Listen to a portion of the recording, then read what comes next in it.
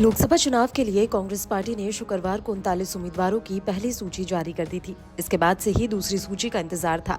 अब कांग्रेस नेता जयराम रमेश ने खुद बता दिया है कि पार्टी की केंद्रीय चुनाव समिति की अगली बैठक 11 मार्च को होगी और शाम तक कैंडिडेट्स की दूसरी लिस्ट जारी की जा सकती है।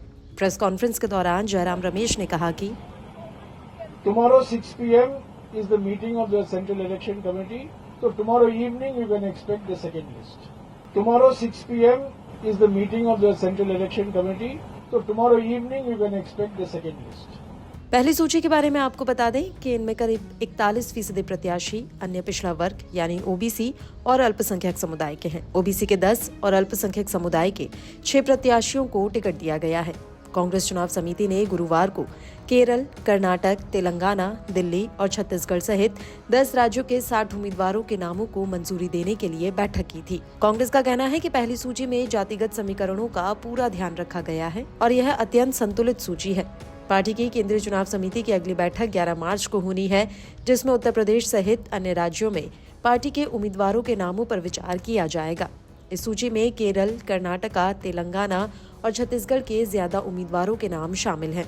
आधिकारिक रूप से प्रत्याशियों की पहली सूची की घोषणा से पहले ही सोशल मीडिया पर कांग्रेस की कथित पहली सूची वायरल होने लगी थी। सूची के लीक होने के कथित दावे के बाद शाम को कांग्रेस नेताओं ने आधिकारिक तौर पर प्रत्याशियों की घोषणा की। बीजेपी ने पिछले सप्ताह 16 राज्यों और 2 केंद्र शासित प्रदेशों के 195 उम्मीदवारों की घोषणा करके सबसे पहले सूची जारी करने में बाजी मारी थी।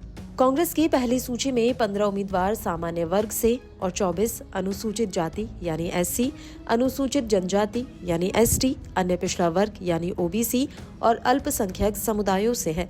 मुख्य रूप से दक्षिणी और उत्तर पूर्व की सीटों पर उम्मीदवारों के नामों का ऐलान किया गया है। कांग्रेस की पहली लिस्ट में छत्तीसगढ़ की 6, कर्नाटक की 7, केरल की 16, मेघालय की 2, तेलंगाना की 4, लक्षद्वीप, त्रिपुरा, नागालैंड और सिक्किम की एक सीट पर प्रत्याशियों के नाम का ऐलान किया गया था। इसमें जनरल कैटेगरी के 15, एससी, एसटी, ओबीसी और अल्पसंख्यक समुदाय के 24 उम्मीदवार शामिल हैं।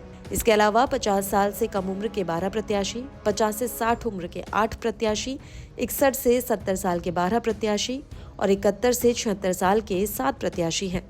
उधर पार्टी नेता राहुल गांधी की भारत जोड़ो न्याय यात्रा 17 मार्च को समाप्त हो रही है और उस दिन बड़ी रैली का आयोजन किया गया है। रैली में इंडिया गठबंधन के नेताओं को भी आमंत्रित किया जा रहा है। उसके बाद पार्टी पूरी तरह से लोकसभा चुनाव के काम में लग जाएगी। सूत्रों के मुताबिक कांग्रेस की केंद्रीय चुनाव समिति की बैठक से पहले स्क्रीनिंग कमेटी ने 2 दिन उम्मीदवारों के नाम पर मंथन किया है। इसके बाद ही अब प्रत्याशियों के नाम का ऐलान होगा। बताया जाता है कि करीब 15 सीटों पर अब तक आम सहमति नहीं बन पाई है।